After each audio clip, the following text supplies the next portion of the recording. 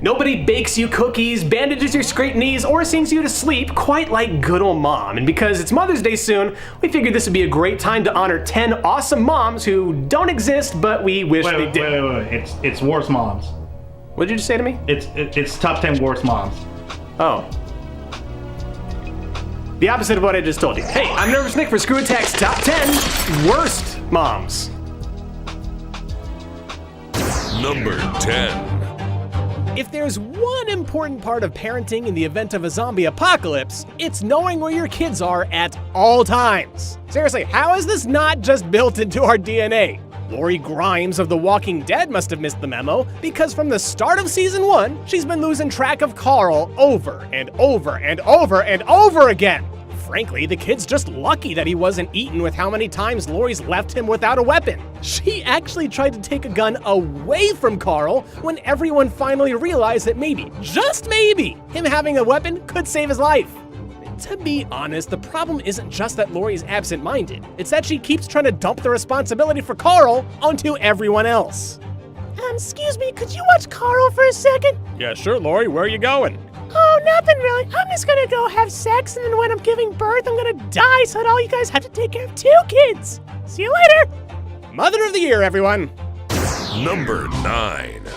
When Lori's son wants to go venturing off into a world inhabited by monsters, she doesn't want Carl to do that. But in Delia Ketchum's world of monsters, she's a little bit too eager for her son to leave the house. Parents, when your 10-year-old tells you he wants to set out on his own in the world to go catch monsters, you tell him no! But for Delia, it's almost as if she wanted Ash out of the way so she could live her life free of being a single parent, making her a more appealing lover to a famous local professor. What are you doing here? Oh! Hi, Ash. Surprised to see me too? Mom, how come you 2 are here? We'll explain that later. We'll explain that later. Or maybe she really does like gardening. I don't know, it's one of the 2. In addition, she knowingly allows Ash to square off against the terrorist group Team Rocket, and she's just fine with this. And on top of it all, she ended up replacing Ash with a Mr. Mime named Miney, which is really creepy and weird. Number 8. When your mother is a homicidal planet-eating monster factory from outer space, she's gonna make the list. Genova from the world of Final Fantasy is the mother of everyone's favorite boy band wannabe, Sephiroth. As a part of Project Genova, Sephiroth received his mother's cells as an infant and became a born and bred super soldier. But the family tree gets a lot weirder from there because Cloud is a failed clone of Sephiroth, so that makes him like her stepson, kind of? But that means every time you were chasing after your brother Sephiroth, he was sending your mom's body parts after you to beat you and your friends up. And she was cool with that. As a parent, you're not supposed to pick favorites, and we get it, Sephiroth is like everything a terrifying monster wants in a son. But you've got this spiky-haired kid over here riding motorcycles and hanging out with a rough crowd. I think he just needs a hug from his mom. Is that cat dog thing missing an eye? Number 7. So we all know that General Zod and his lackeys were banished to the Phantom Zone for being douches. But what you may not know is that while in prison, Ursa and Zod did the hanky-panky to make a Shadow Zone baby named Lord Zod. Lord didn't lead much of a charmed life, spending his early years being abused by his villainous mother and eventually being used as a means to help her escape. Yep, Ursa gave birth to a door.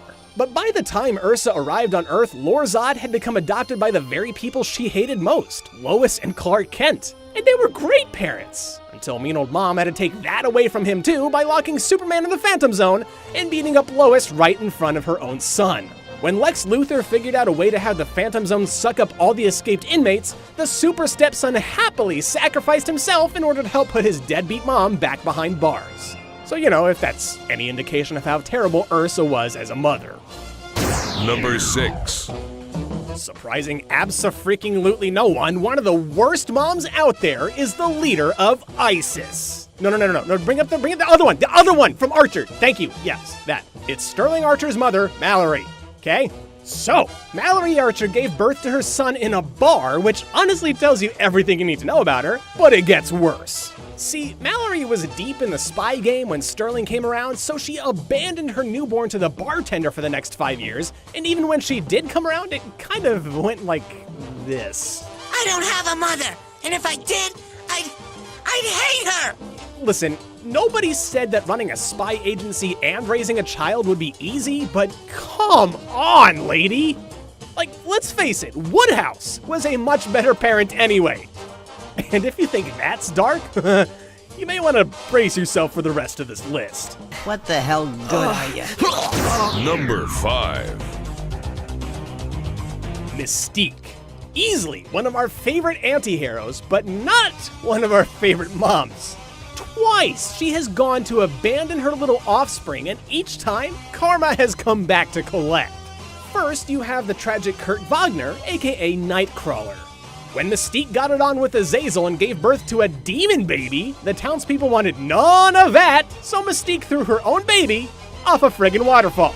The only thing that might somehow be worse is Graydon Creed, who came from a fling with Sabretooth.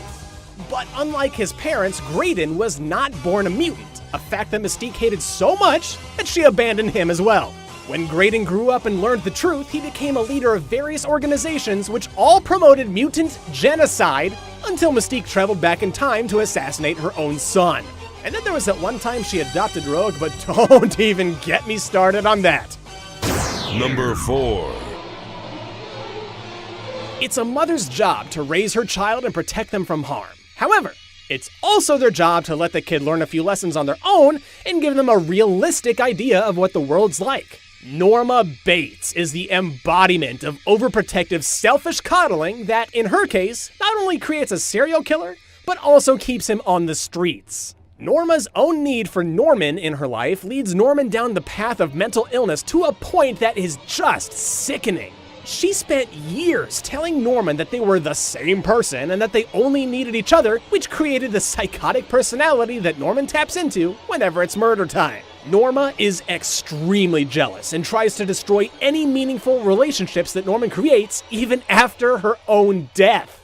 And if you learn nothing else about the Bates family, just realize that one of the most recognizable murder scenes in movie history is thanks to Norma's terrible parenting. Number 3. Look, it's tough to be a kid sometimes. We all get that. You only get to do whatever it is your parents let you do, and let's face it, that's pretty lame. So the desire for Coraline Jones to escape to another world is completely understandable. But when that world is comprised of button-eyed monsters like Other Mother, I think you might need a better escape there, Coraline. Sure, it feels like Home Away from Home, complete with perfect dinners, bedtime stories, and a movie theater filled with dogs? What is this movie? But it's not what you think, Coraline. In fact, it's anything but perfect, as I'm pretty sure Other Mother is just fattening you up to be eaten. This Other Mother is an interdimensional being known as the Beldam, who's been eating children's souls since the early 1800s. She lures kids into the otherworld using dolls and then sews buttons into their eyes. So all things considered, having some lame parents, maybe not that bad after all. Number 2. Speaking of monsters, Queen of the Iron Throne and ruler of Westeros, for now, Cersei Lannister is one of the worst when it comes to parenting her children. But before we run down the list of her transgressions, there will be spoilers. I'm not kidding. Mute this video, skip to the time code that you see right now if you don't want Game of Thrones spoilers, okay? We warned you. First off, you know things are off to a weird start when your kids are the product of incest. Second, she's Joffrey's mom. Joffrey! Arguably one of the most heartless creatures to inhabit the universe, whose bad parenting leads to an untimely death. And third, she allowed her daughter Myrcella to be traded as political leverage, which also led to her death. And finally, there's baby Tommen, who eventually assumes his rightful place on the throne as the last Baratheon, but his rule is short-lived when his queen is blown up by Cersei, and then he decides to take his own life. It's gonna be a good day, ladies and gentlemen. A good day indeed when Cersei Lannister dies. I hope Daenerys rides a friggin' dragon up to her bedroom and tortures Cersei in her sleep, but like slowly, rotisserie style, you know? So she feels it a lot. It's number 1. So many messed up things for a mom. Ragio Kuryuin is the main antagonist of Kill la Kill and is easily the worst mother in this top 10. Well, for starters, she manipulated one of her daughters into trying to help her take over the world, exiled another daughter after killing that girl's father, but those things can easily be overlooked compared to the worst thing.